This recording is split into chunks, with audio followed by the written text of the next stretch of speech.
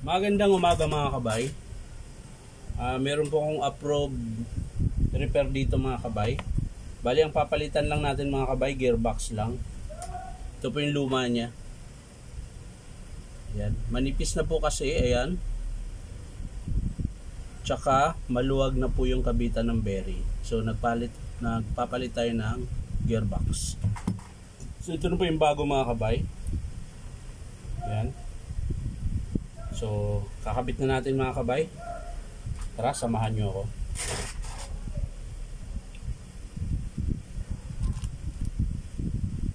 Bearing mga kabay, kakabit natin dito. Ayan. I-press lang natin mga kabay.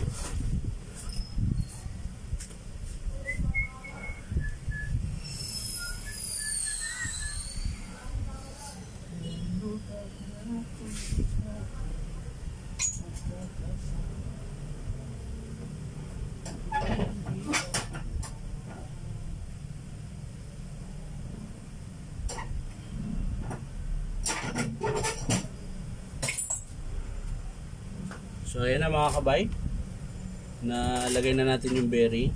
So kakabit na natin yung tatlong screw para lock ng bearing. Ayan.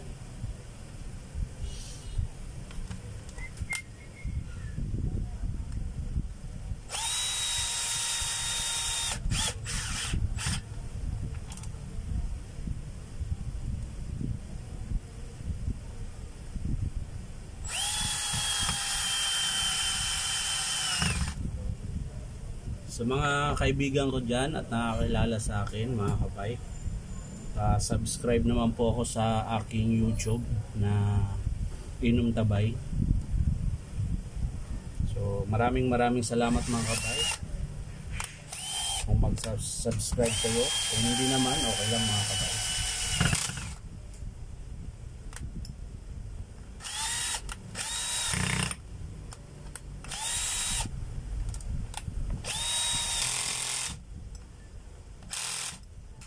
Okay na mga kabay. So ang susunod natin yung spindle tsaka yung gear. Ayan. So ito mga kabay, kailangan nating i-press. Ayan. I-press natin to. Ayan. Okay na siya. So yung gear na lang, kailangan nating itulak ng maigi. Ayan. So bigla mga kabay, i-press ko lang.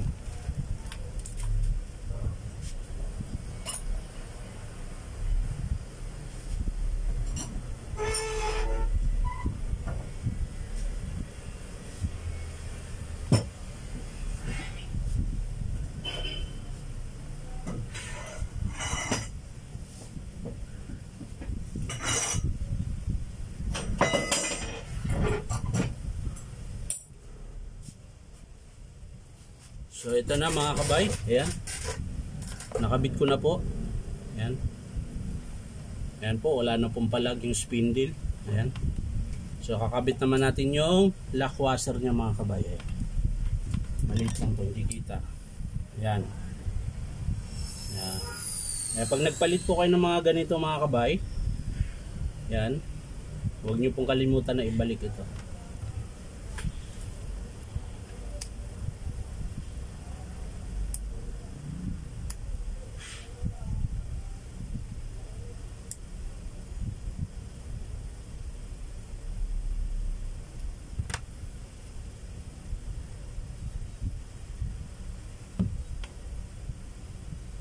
So ayan mga kabay, kakabit ko na po.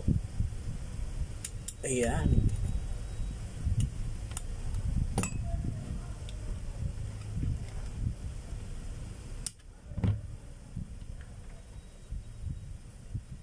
So ayan mga kabay, okay na. So kakabit na natin sa unit. Ayan. At susubukan natin mga kabay kung okay ba yung anda.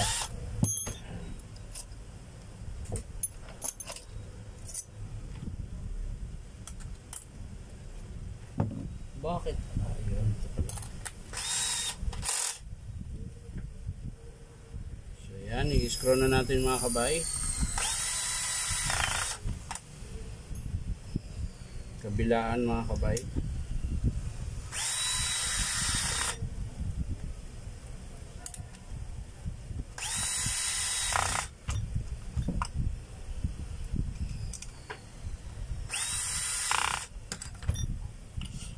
Ayan, okay na mga kabay. So yung susunod natin yung spindle lock. Ito yun. Ito yung naglalak mga kabay pag tinatanggal nyo yung bala o kaya nagkakabit kayo ng bala. Ito yung ipipress nyo para hindi ikot yung spindle. So kakabit na natin mga kabay. Ayan. Tapos lagyan natin ng grasa mga kabay dahil walang laman. Lagyan natin ng konti na laang.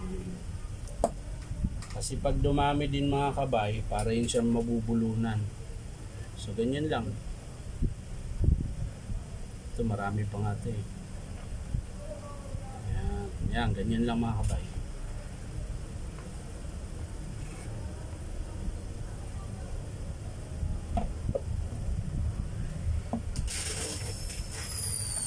Kasi mga kabay, pag yan ay pinuno mo ng grasa, mag-iinit lang yung gearbox niya. Kasi parang wala na siyang wala na mahingahan. Kaya kailangan konting-konti lang yung grasa mga kabay.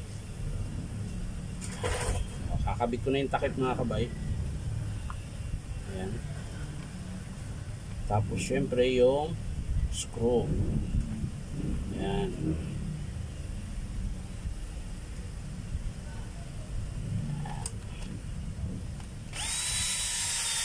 Ihigpitan na natin mga kabay.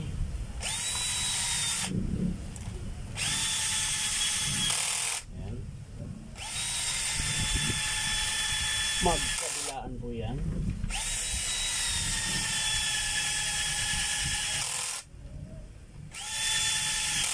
Ayan. So ayan mga kabay, titesting na natin. Nakabit ko na yung gearbox. Ayan. Punasan natin konti.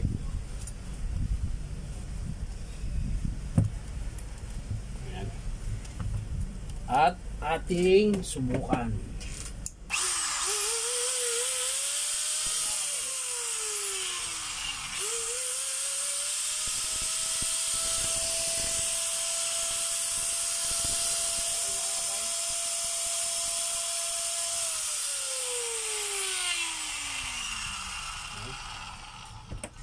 So yan lang po mga kabay. Maraming salamat sa panonood. At pa-like and share na rin po. Bye-bye!